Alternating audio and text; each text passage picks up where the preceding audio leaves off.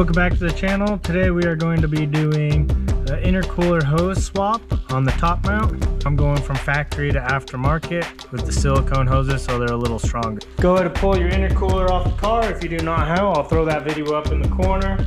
First of all, you're going to pop off these hose clamps. Just pull the hoses off. I'm probably going to reuse those hose clamps. Okay, now that you're going to be putting the hose on, make sure you get your hose clamps on, how you kind of want to have them facing.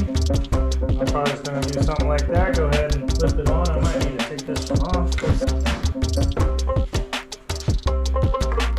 If you're struggling to get these on, you can use a little alcohol to kind of help on the silicone to slip it on. The alcohol will help you a lot with the silicone hoses.